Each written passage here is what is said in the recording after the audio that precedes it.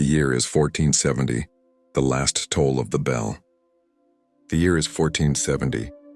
In the mountains of the Saul, a bell tolls one final time, an echo that the valley will never hear again. Inside the convent of St. Catherine, 23 nuns kneel in prayer. Their lips move in unison, speaking their daily words. But this morning the words taste different, like ash, like goodbye. Outside the stone walls, the horizon is bleeding red, not from sunrise, but from the banners of an empire that has already swallowed kingdoms whole. The Ottoman army arrives, not marching, but flowing like a river of steel and fire, erasing everything in its path. Sister Alani, the abbess, clutches a silver crucifix heirloom. Her hands tremble, but not from fear. She knows what is coming, as they all do. What they don't know is that death would have been a mercy, because what happened next wasn't written in any history book. It has been buried, erased, hidden beneath centuries of silence until now. What the Ottomans did to these nuns wasn't just conquest. It was something far more calculated, something that historians are only now beginning to uncover. The question isn't whether you can handle the truth, but whether you are willing to remember it. If you've ever wondered why certain stories vanish from history while others are told again and again, you're in the right place. Here on Script Historians, we dig into the archives the world forgot, missionary letters, Ottoman state records, testimonies buried in Vatican vaults. Every view, every subscription helps us pull one more voice out of the darkness, the machine of erasure. Let's return to the convent. The bell has stopped ringing and the doors are about to break. To understand the fate of these nuns, you need to understand the machine that consumed them. 17 years earlier, in 1453, Constantinople had fallen. The jewel of Christendom, the city that had stood for over 1,000 years, was gone in 53 days of cannon fire and blood. Hagia Sophia, the greatest cathedral in the world at the time, was stripped of its crosses within hours of the conquest. Its mosaics were plastered over, its bells melted down. Within a week, the call to prayer echoed from its domes, replacing the hymns of 9 centuries. Sultan Mehmed II stood in the nave of that ancient church and declared it a mosque, not because he needed another place of worship, but because he understood something most conquerors don't. You don't defeat a people by killing them. You defeat them by erasing who they were. The Ottomans didn't just conquer land, they conquered identity.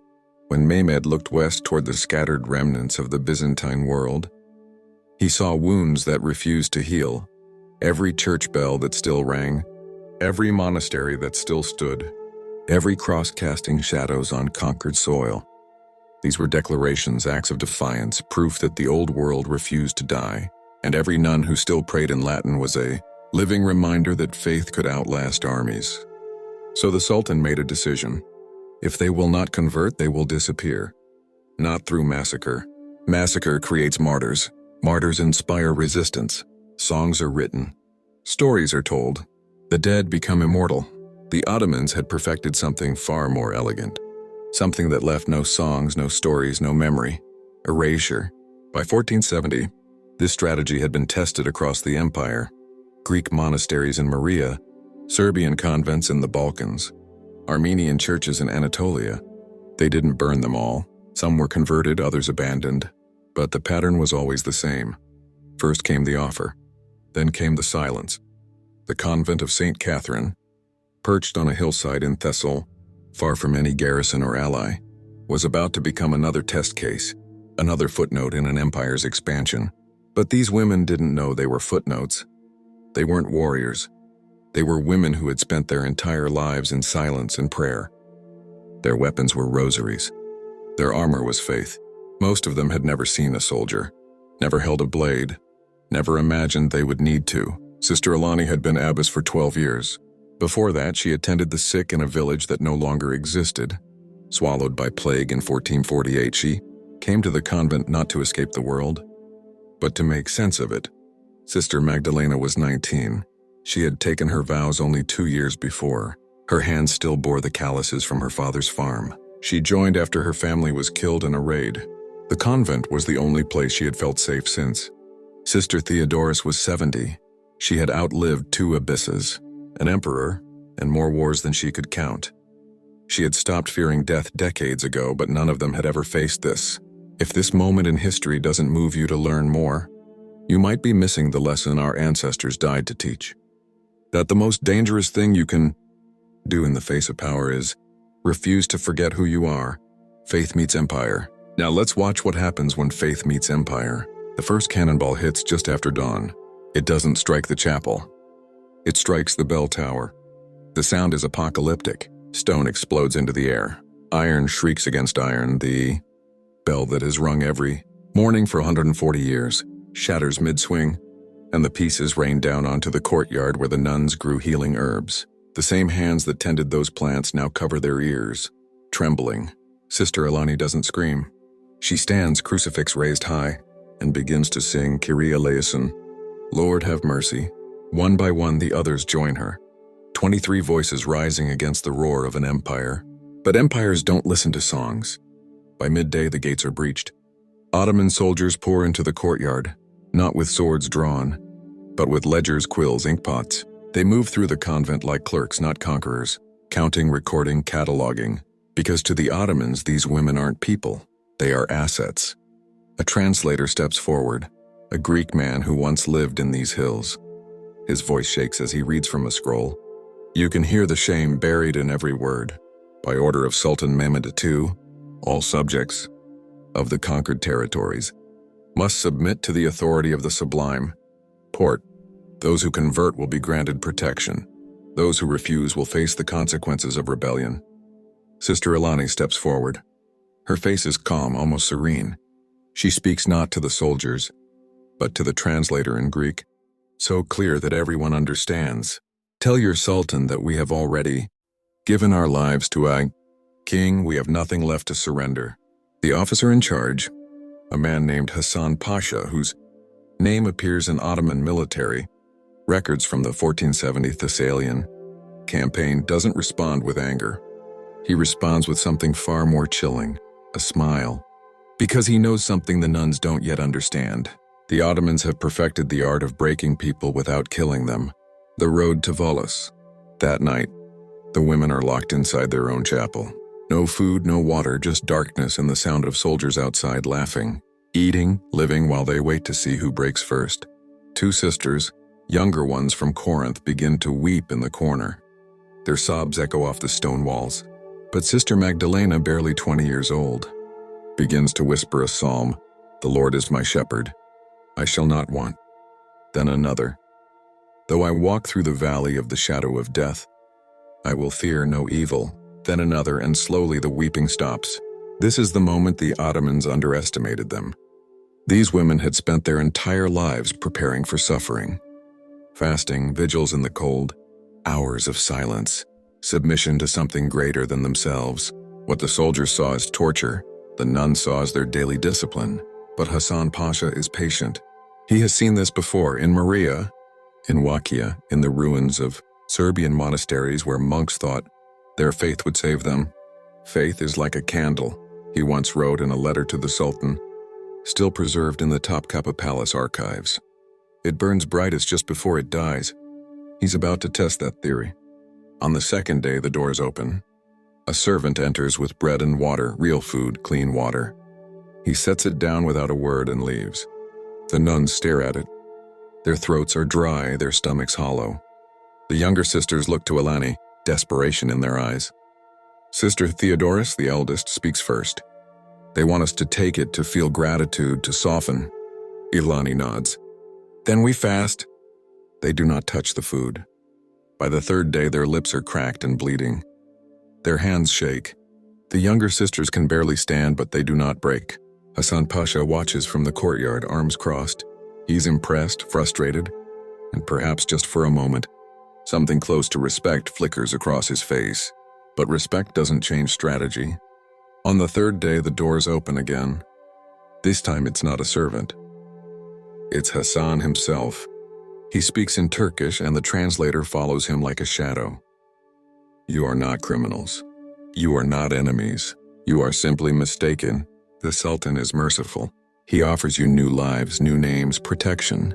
All you must do is speak the words. Silence. Or you can come with us to Constantinople. There the Sultan himself will hear your case. Perhaps he will be moved by your conviction. He pauses, letting the words settle. But the road is long and the weak do not survive it. It is not a threat. It is a promise. Sister Alani looks at her sisters. Some are barely conscious. Some are praying with their eyes closed. Some are staring at the floor, trying to find strength in the stone. She turns back to Hassan. We will walk. That night the nuns hold each other in the darkness. No one speaks, but Sister Magdalena begins to softly hum, a hymn they sang at Vespers. One by one the others join her. Outside the soldiers hear it. Some of them pause, some of them look away. One of them, years later, will tell his grandson about the women who sang themselves to death. But that story will be forgotten too. For now, the hymn rises through the cracks in the chapel walls and drifts out into the night. A prayer, a plea, a declaration, we're still here. They leave at dawn on the fourth day.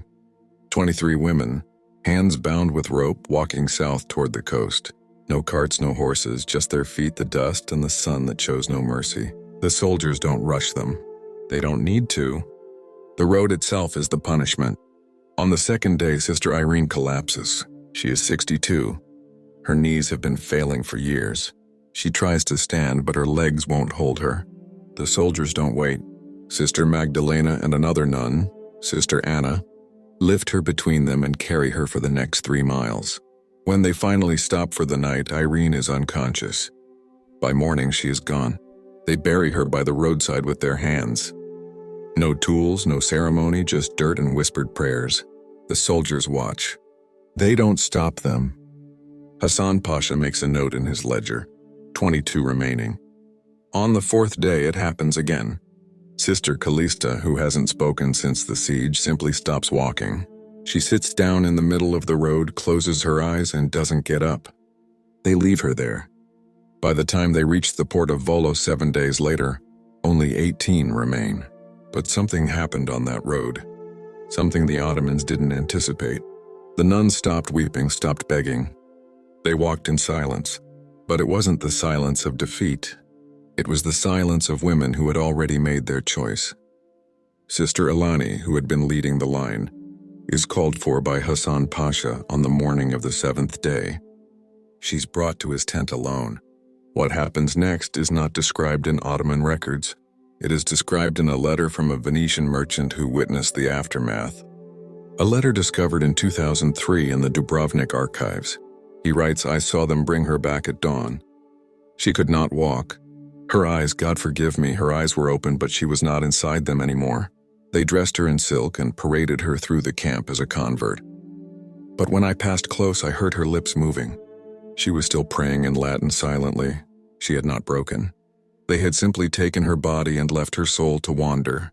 This is the Ottoman strategy history doesn't teach you. They did not want martyrs. They wanted ghosts. Women who would walk, talk, eat, breathe, but would never be whole again. Living proof that rebellion was futile. Living warnings to anyone who thought faith could stand against empire. Sister Alani walked with them the rest of the way to the coast. But she never spoke again. Never looked anyone in the eye. She was there, but she wasn't. Beneath the palace. At the port of Volos, they are loaded onto a galley. A massive warship with rows of benches and chains bolted to the wood. The nuns are chained to the benches, wrists locked to iron rings. A ship's manifest discovered in 1987 in Istanbul's Topkapi. Palace Museum lists them not by name but by number. Religious captives. Female 18 destination, imperial household. Purpose, domestic service, and conversion. That word service is doing a lot of work. The voyage lasts 12 days. When the ship finally enters the Bosphorus, the sisters see the skyline of Constantinople rise before them. Domes, minarets, walls that seem to stretch forever. The city gleams in the dawn light like a blade. For centuries, it had been called the city of the world's desire. Now it would become their cage. From the docks, their march is through narrow streets lined with merchants, soldiers, and slaves. They are led past the ancient walls, through the imperial district, and then in the shadow of Hagia Sophia, they are forced to stop, to kneel. As the call to prayer echoes from the minarets, one of the sisters whispers, "We are home, but it is no longer ours." They're taken to the palace, but not to the grand halls. They are taken beneath, down stone steps that spiral into darkness, through tunnels that smell of damp and decay, to a place that doesn't officially exist. If you are still watching, it's because part of you knows this story needs to be told. Subscribe to Script Historians. Not for us, but for them. For the voices that were swallowed by silence. Now let's follow them into the dark. Beneath Topkapi Palace, there is a network of tunnels that tourists never see. And in the farthest corner, sealed off for centuries, a room with no official purpose. In 2011, during restoration work, archaeologists broke through a false wall. What they found stopped them cold. Scratched into the stone, barely visible, were crosses. Dozens of them, small, crude, carved with fingernails or shards of broken pottery. And beneath those crosses, etched in Latin, 4 words. Luz in tenebris lucet, the light shines in the darkness. For months, perhaps years, these women lived beneath the palace, working as silent servants by day, scrubbing floors, washing linens. But at night, when the palace slept, they gathered in this forgotten room and prayed. They had no priest, no altar, no Bible, only memory. They recited psalms from recall, verses half forgotten, reshaped into prayers that kept them alive. They sang hymns in whispers so faint the stone barely caught them. And they carved their faith into stone, one scratch at a time, knowing no one would ever see it. Sister Magdalena was among them, the girl who had whispered psalms on the ship. She became their voice in the dark. The archaeologists also found her mark. A small bird scratched into the corner of the wall. Beside it, 23 lines, one for each sister, but only 11 lines were complete. The rest trailed off into nothing. A Venetian prisoner held for ransom in the palace in 1478 wrote of strange voices, echoing beneath the harem. Women singing in Latin to a god not of this empire. For centuries, historians dismissed it as superstition until they found the chapel. But here is what breaks your heart. The crosses stop. Halfway through the wall, the scratches become erratic, desperate. The lines deepen as if carved with more force, more urgency. Then nothing. Ottoman records from 1482 mention a cleansing of the palace staff under the new sultan. Anyone deemed unproductive or resistant was removed. No details, no names, no burial sites. Just one line in a ledger written in neat Ottoman script. Disposed. The nuns of St. Catherine vanished from history. 18 women who had walked 7 days through hell, who had crossed the sea in chains, gone. The light that endured. But their chapel remained. A French diplomat in 1712 wrote about a rumor among the older palace servants that on certain nights, if you stood in the lower halls, the air would grow cold, and if you listened closely, you could hear women singing in Latin. He dismissed it as superstition. But the walls don't lie. In 2011, when the archaeologists examined the chapel more closely, they found something else. Traces of wax, not from Ottoman candles, but from a different source. Older, mixed with herbs, the kind of candles nuns made in convents. Which means they kept their vigil for longer than anyone thought possible. Months, perhaps years, carving crosses, whispering prayers, refusing to disappear. Sister Magdalena's bird was the last mark on the wall. Beside it, scratched so faintly it almost wasn't there. 2 words in Greek, we endure. But the truth is they didn't just endure. They left behind something that empires could not erase. A room full of crosses, a prayer carved in stone. Proof that faith could survive where walls and chains could not. The Ottoman Empire lasted until 1922, 600 years of conquest and power. But in the end, it was those scratches on the wall that survived. Not the Sultan's decrees, not Hassan Pasha's ledgers, not the silk they dressed Sister Alani in. Just 4 Latin words carved by women the world forgot. Lux in tenebris lucet. Why does this story matter? Because it's not about religion. It's not even about the Ottomans. It's about what power does when it tries to erase people, and what happens when those people refuse to disappear. The Ottoman Empire lasted 600 years. They conquered 3 continents, but they could not erase 18 women who scratched prayers into stone. Think about that. An empire with armies, cannons, endless resources, and the will to reshape the world. Against women with nothing but fingernails and faith. And the women won. History is written by the victors. But memory is written by the survivors. And sometimes survival looks like a cross carved in the dark where No one was supposed to see it. A prayer whispered in a language the conquerors tried to silence. A bird scratched into stone to remember the sisters who fell. Centuries later, we found it anyway. These women lived forward into darkness. They walked 7 days knowing they might not survive. They crossed the sea in chains, knowing what waited on the other side. They descended into tunnels beneath a palace, knowing they might never see sunlight again, but they carved their prayers anyway, trusting that someone, someday, would look backward and find them. You just did. Sister Melina carved those words, Lux in tenebris luce, knowing she would never leave that palace, knowing her name would be forgotten. But she carved them because she understood something that empires never do. You can conquer land. You can rewrite history. You can erase names from ledgers and bury bodies in unmarked graves. But you cannot kill what people carry inside them, and you cannot silence what they carve into stone. You've just witnessed one of history's darkest truths. If stories like this remind you how fragile humanity is, how easily voices can be erased, then subscribe to Script Historians and keep the past alive. Because some voices deserve to be heard, even if they were silenced centuries ago, especially then. The nuns of St. Catherine were meant to disappear. That was the plan. But they didn't disappear. They are still here, in those crosses, in that Latin phrase. In the chapel the archaeologists found 500 years later, and now they are here with you because you listened, because you remembered, because you refused to let their silence be the final word. Lost in tenebris luce. The light shines in the darkness, and the darkness has not overcome.